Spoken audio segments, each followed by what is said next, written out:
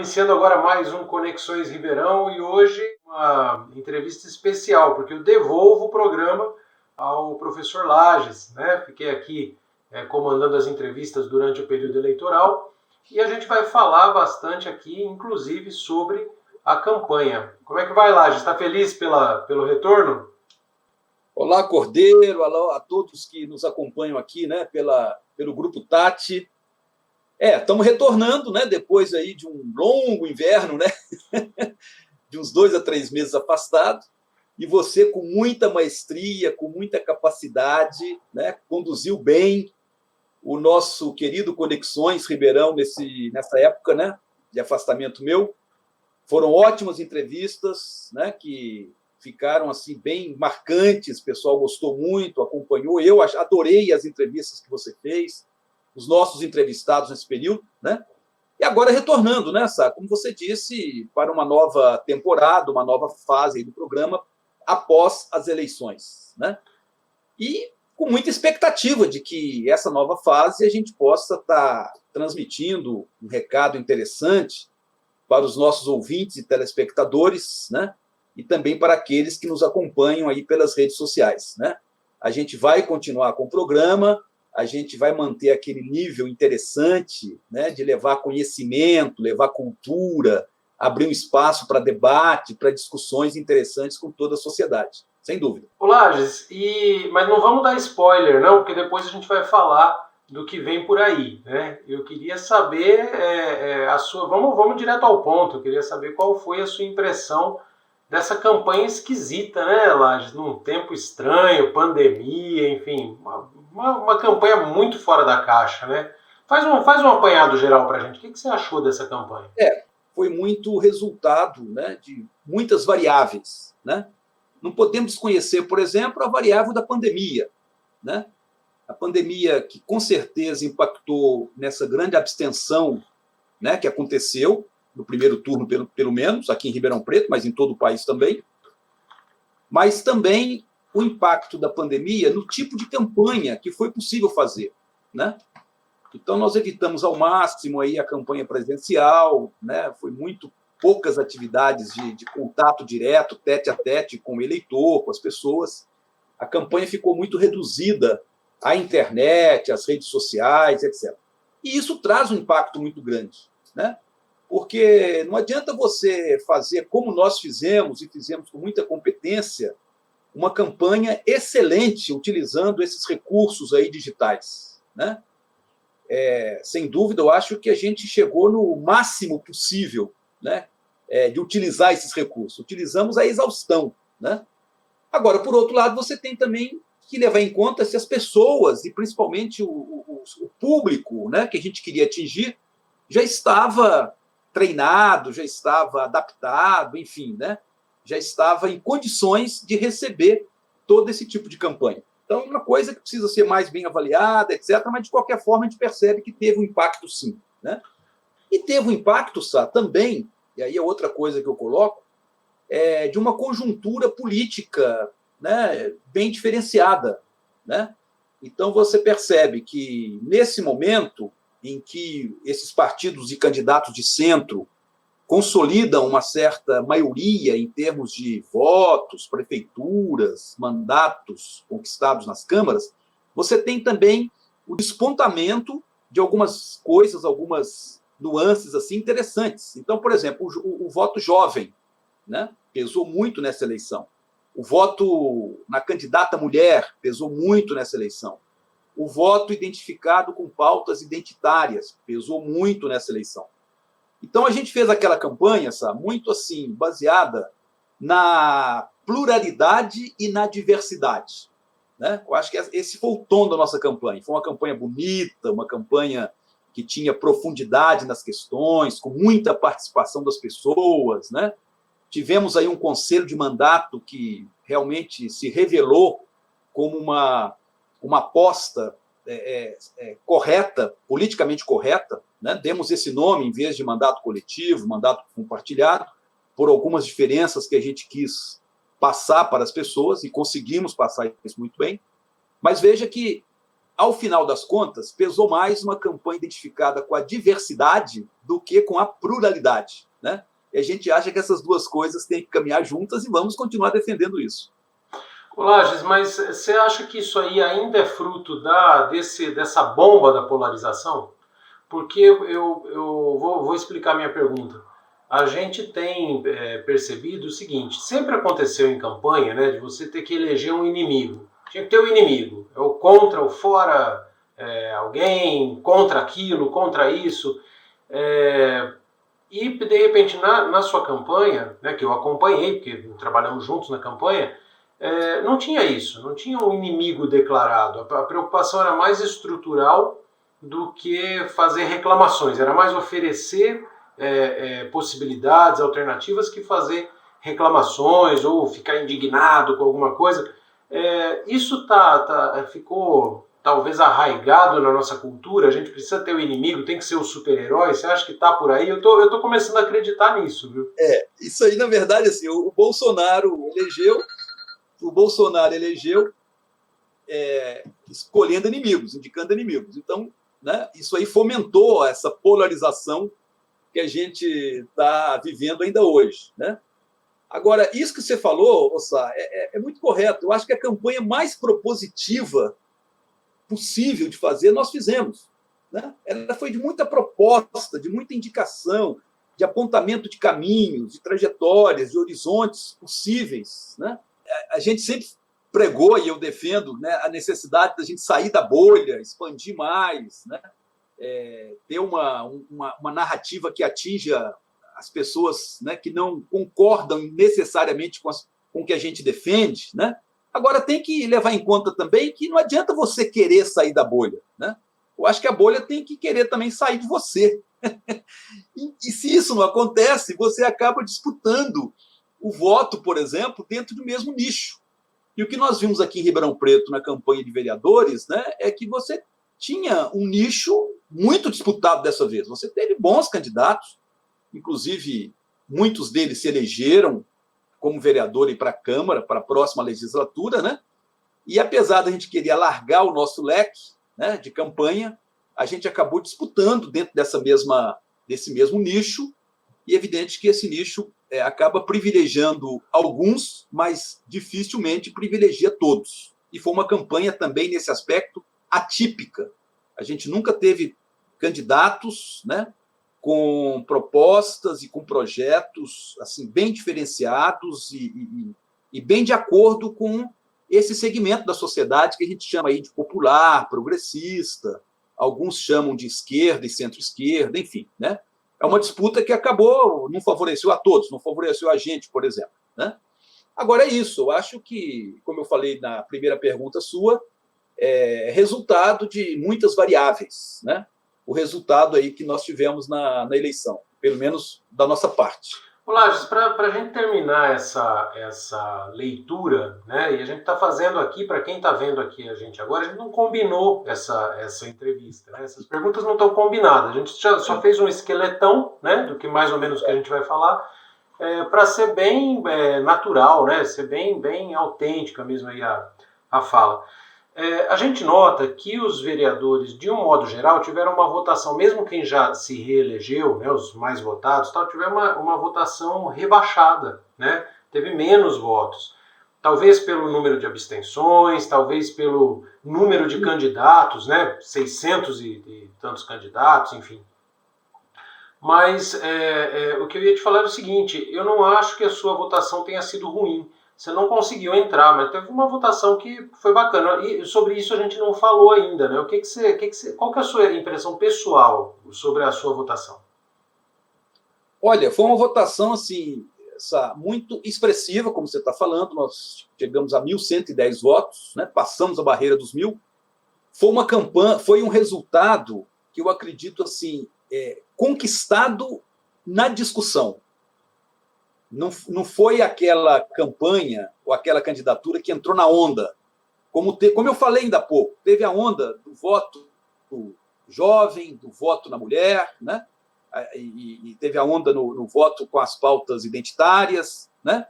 A nossa não, a nossa baseada na pluralidade, na diversidade, a gente foi atrás de quem estava sintonizado com essa proposta. Então, foi aquela votação muito identificada, não só com a figura, porque o voto no vereador também é um voto muito pessoal, a gente sabe, da pessoa do candidato. Eu senti um pouco também isso na nossa campanha, na medida em que você tem declaração de voto, por exemplo, de pessoas que disseram: olha, sempre votei em você e vou continuar votando. Teve muito isso. Mas eu acho que o que pesou mais foi uma certa identidade do voto nas pautas e nos projetos que a gente estava defendendo na campanha, né? Eu acho que isso foi muito forte. Quer dizer que não foi um voto de onda, né? Pegou a onda, pegou, como se diz, o cavalo arriado passou na frente. A gente até que tentou montar em cima do cavalo, mas ele não correu muito, né?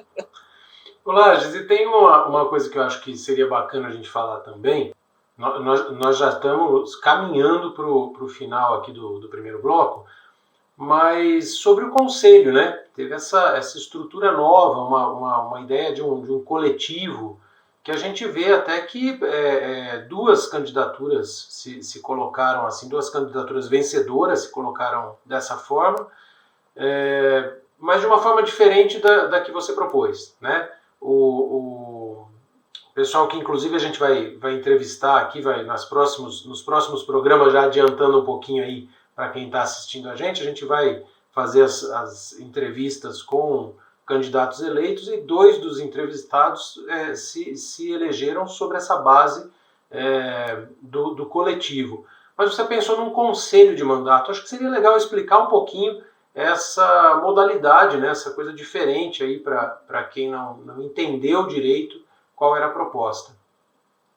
Poxa, eu não sei, por exemplo, se essa questão da proposta de um coletivo de mandato foi tão definidor, né, para a eleição de dois candidatos a vereador aqui em Ribeirão Preto. É uma coisa que precisa ser melhor estudada, né? Eu acho que, independente dessas candidaturas estarem acompanhadas de coletivo, eu acho que elas seriam vitoriosas de qualquer forma. Acho que não foi esse o ponto definidor, né? Agora, de qualquer forma, foi um ponto de diferença, né? E eu, a grosso modo, acho que foi uma diferença positiva. Tanto que nós, também na nossa campanha, na nossa candidatura, adotamos uma forma semelhante, né? E aí eu gostaria de explicar um pouco. Essa questão de mandatos coletivos, compartilhados, e como nós propusemos um conselho de mandato, isso reflete uma crise dessa democracia representativa que nós temos aí. E essa crise não é só aqui no Brasil, é no mundo inteiro, né? Eu acho que essa democracia representativa está se esgotando.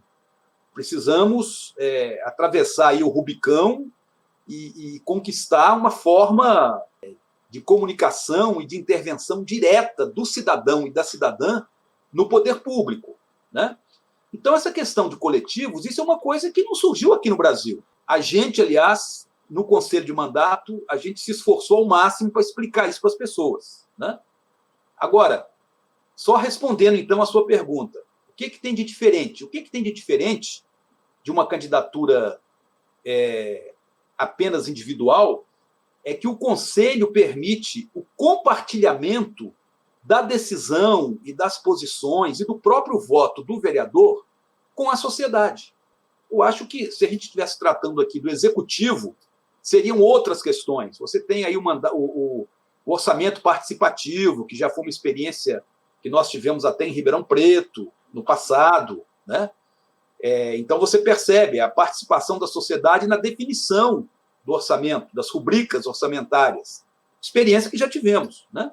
Então, no legislativo, essa questão do conselho de mandato, eu acho que é um avanço muito importante, muito necessário, exatamente porque amplia esse contato do vereador com a sociedade que ele representa, né? Essa função de representar, ela tem que ser ampliada, porque, na verdade, você percebe que, tradicionalmente, a Câmara não representa os interesses gerais da sociedade. É preciso, urgentemente, estar modificando isso aí, né? E vamos ver como vai se desenrolar agora, né? Com pelo menos duas experiências possíveis aí na Câmara agora, né? A gente pode, de repente, ter um ganho. Que é aquilo, né, Lages? Na verdade, quem deveria fazer isso seriam os próprios partidos políticos, né? Partido político é para fazer isso, formação, contato com a sociedade. Infelizmente, essa função primordial se perdeu. Então a gente fica buscando ou a covereança, né, como é o caso dos eleitos, ou o conselho de mandato, enfim, formas plurais aí de participação. O Lages, mas aí dentro desse contexto, né, eu queria que a gente fizesse um pouquinho da análise nacional, né? A gente percebeu aí que o cenário está mudando, né, Lages? A gente está percebendo aí que tanto para um lado quanto para o outro da polarização, a coisa deu uma balançada, né? Sá, a gente pode tirar muitas conclusões. Eu, inclusive, escrevi um artigo aí no Tribuna, né, que foi publicado sábado passado, e estamos repercutindo aí nas nossas redes agora, falando justamente sobre isso, né? Eu acho que para quem estava com muito temor de que a onda bolsonarista, iniciada 2 anos atrás, ela fosse, né, continuar ou até ganhar força nas eleições municipais, isso não aconteceu, né?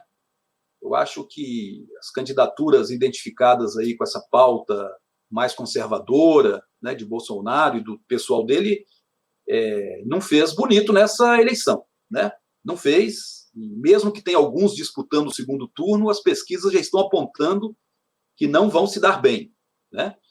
Então, na verdade, essa onda, conclusão que a gente tira é que essa onda ela se arrefeceu, ela está em fase terminal, etc. Né? O que acabou acontecendo, então? É aquela, né, análise que a mídia tradicional tem feito e a gente é obrigado até a concordar com ela em vários aspectos. Né? Ganharam a maior parte das prefeituras, Câmara de Vereadores, maior parte dos votos, exatamente aqueles partidos do chamado, né, centro político, né? Que é uma discussão meio até complicada também, porque esse centro está totalmente alinhado com as políticas aí, principalmente econômicas, né, de Bolsonaro lá no Congresso, né? Então, é um centro-direita, diríamos assim, né, voltado para a direita, né? Mas já é alguma coisa, né, Lages? Sim. Quer dizer, não, exatamente para dizer que essa polarização, ela não, de certa forma, ela não aconteceu nessa eleição municipal, como aconteceu há 2 anos atrás na eleição presidencial. Né? Então, essa é uma conclusão. Agora, a grande novidade, que eu acho que a gente precisa estar muito atento a ela, é a questão de que à esquerda você não tem mais a hegemonia do PT, do Partido dos Trabalhadores. Eu acho que isso é bastante visível, na medida em que, na maior parte das capitais, você tem outros partidos desse campo político se sobressaindo e alcançando, inclusive, resultados até melhores do que o do Partido dos Trabalhadores. Então, vamos dizer assim, a grande imagem, o grande ícone do que eu estou falando aqui é a candidatura do Boulos, lá em São Paulo, né? E uma candidatura que consegue obter o apoio não só do próprio PT, mas de outros expoentes importantes aí da política nacional, como foi o apoio do Ciro Gomes e o apoio da Marina Silva. Eu acho que é importante perceber isso aí, né? Então, veja que o PSOL já não é mais aquele partido que não quer apoio de ninguém. Não, o Boulos está cavando apoios importantes e recebendo muito bem esses apoios, né? Então, acho que essa questão é uma questão que deve apontar para a necessidade, né, de um horizonte político a médio prazo em que você tem esse campo progressista, esse campo popular, né, com várias vozes, até fazendo aí uma cópia, né, de um dos candidatos aí de proposta coletiva, né, em que você não tem mais a hegemonia de um único partido, como era o caso do PT até há pouco tempo, mas você tem um compartilhamento ali de partidos, de movimentos, de lideranças, né, todos afinados com propostas programáticas comuns e que vale a pena defender em função dos interesses da necessidade aí e da população de um modo geral, né? E eu destaco, né, entre esses interesses, principalmente os interesses populares, daqueles que mais sofrem, que estão sofrendo com a pandemia, daqueles que precisam de emprego, precisam de uma saúde e de uma educação de qualidade, enfim, precisam ser levados em conta como cidadãs e cidadãos, né? Lages, mas acho que o ganho, o grande ganho é essa percepção de que antes era o seguinte: se você não era PT ou Bolsonaro, você era o isentão, né? Você não era nada. A vida além do PT e além de Bolsonaro, né, vida política, acho que é o grande ganho dessas eleições, né? E mesmo a reinvenção dos partidos, tanto de direita quanto de esquerda, precisaram se reinventar, né? Se renovar, se refrescar, porque do jeito que estava, já se percebeu que não caminhariam, né? E a gente vê a própria eleição da Duda aqui do PT em Ribeirão, uma surpresa, né? Porque a gente está acostumado com aqueles medalhões do PT, e do Ramon, né? Do PSOL, um vereador eleito, bem eleito. Então, assim, a gente percebe pelo menos nesse campo da esquerda, uma tentativa de reinvenção, né? Não, eu acho que sim. Na verdade, assim, não é defesa de terceira linha, terceiro caminho, alternativa. Eu acho que não vou por aí. Eu acho o seguinte, e nem acho, por exemplo, que há uma alternativa de centro em relação ao PT. Eu acho que o PT tem que continuar como um partido de referência, né, mas não a única referência no campo da esquerda. Ele tem que, de certa forma, ser reinventado, ele tem que se reinventar, né, e abrir mão dessa hegemonia que as urnas apontaram que não tem mais no próprio campo da esquerda, né? Então, na verdade, eu acho que o que tem de missão para o PT cumprir a partir de agora é uma missão importante, porque tem história, né? Os governos aí do PT tem todo um acervo de conquistas, de mudanças. Foi o melhor Brasil possível que foi conquistado até hoje, né? Eu tenho plena convicção disso, mas agora os caminhos apontados aí pela própria população é no sentido de que outros atores, outros segmentos, outros partidos desse campo precisam, ao lado do PT, reconstruir essa perspectiva, né, de um governo democrático e popular, né? Então, é nesse sentido que eu acho que o PT não tem que ser excluído dessas conversas, dessas articulações, mas ele tem que se reinventar no sentido de que não tem mais aquela hegemonia que tinha, né? E entender os erros que cometeu, né, Lages? Não dá para tapar o sol com a peneira. Teve erros gravíssimos, né? Aí não foi legal, né? Não fez a lição de casa. Então tem que lamber as feridas também, né? E se reorganizar, não só na comunicação, né? Mas se reorganizar nas questões basais mesmo, né? Exato, O Lages, mas eu estou ansioso para saber aqui do local, né, da cidade. Como é que você acha que vai ficar a cidade? Eu fiquei feliz com a composição da Câmara. Como é que você está vendo? Sim, essa legislatura que vai se iniciar agora em janeiro, né, é uma legislatura completamente diferente, o Cordeiro de Sá, de todas que nós tivemos até hoje, né? Eu acho que você tem ali um grupo de vereadores que vão fazer a diferença, atuando, né, num campo popular e progressista que eu não lembro ter existido nem mesmo entre 2001 e 2004, quando eu fui vereador e tinha lá 5 cadeiras ocupadas pelo PT. O PT não conseguiu fazer, naquela época, um governo popular e progressista, como eu acho, como eu espero, que vai acontecer agora, né?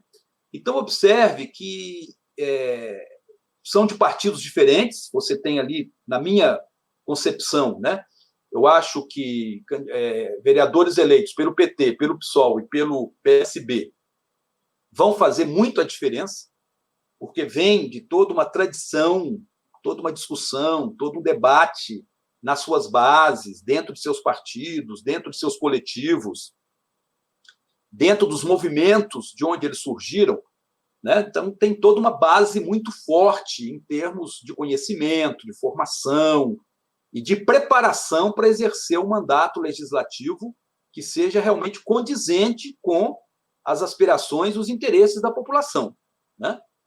E é isso, claro, tem preocupado muito outros vereadores da velha política, né? Eu já tenho recebido aqui, o passarinho já está cantando aqui, que tem vereadores ali preocupadíssimos. Nossa, está entrando um povo novo aí que vai botar para quebrar, que vai fazer isso, vai fazer aquilo, né? Tomara que façam mesmo, né? É bom até que o pessoal mais tradicional tenha a chance de se reinventar agora, né, Sim, Lages? De ó, abrir os olhos para o que a isso. população tá pedindo, né? Bem Tá lembrado. Eu precisando. acho, por exemplo, que tem alguns vereadores ali que tinham, vamos dizer assim, uma atuação mais identificada com a sociedade civil, com os movimentos da sociedade civil. Não vou nem dizer que são de esquerda, né? Mas eu acho que eles também acabam afinando mais assim o seu diapasão no sentido de se aproximar desse grupo novo que entrou agora. E por isso que eu acho que vai ser uma Câmara bem diferente. Eu espero que seja, né? Estou torcendo para isso. Então, antes de passar para a última pergunta, eu já vou adiantar que a gente vai fazer uma série de entrevistas aí, entrevistas mais rápidas, né? A gente está dando uma mudança no formato do programa, mas entrevistas mais rápidas de um bloco, né? Com 15 minutos com alguns vereadores e vereadoras eleitos agora, que vêm nessa onda da novidade aí, ou que tem essa pegada mais progressista, vamos dizer assim, né? E, Lages, para a gente terminar, não dá para falar muito, porque a gente está no período entre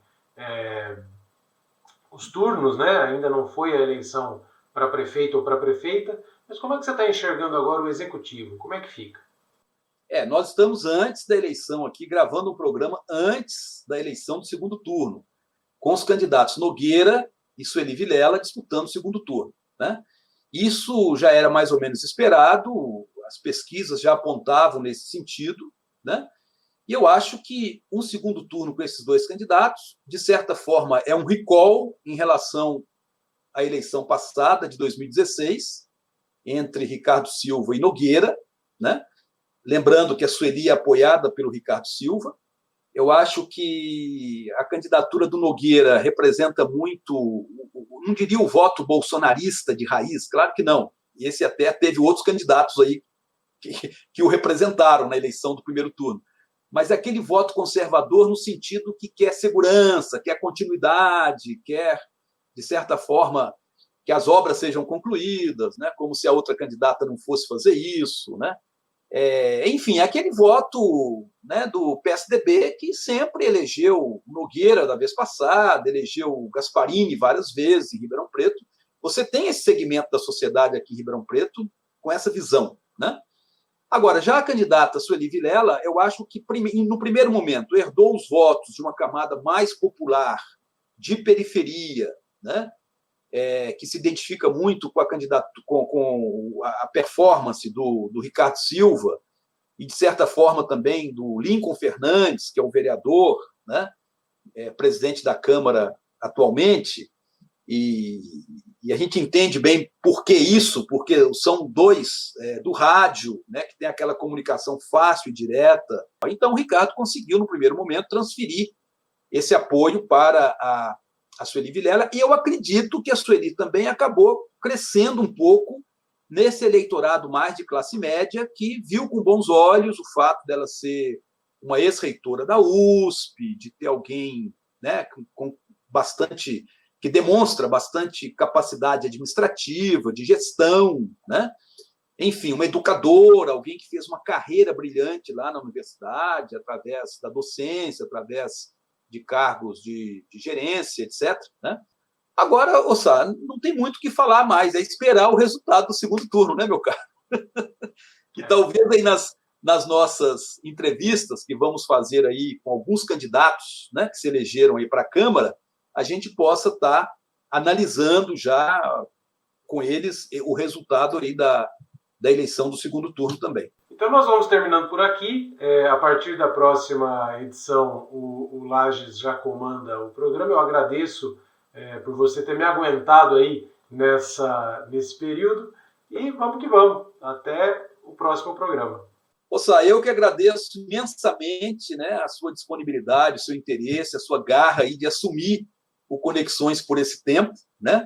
E agradeço a todos aí que nos acompanharam aqui no Conexões, mesmo durante a campanha eleitoral, mesmo não estando eu, mas estando muito bem representado pelo nosso amigo aqui, Cordeiro de Sá. Então fica até a semana que vem, iniciando aí as entrevistas com alguns vereadores eleitos.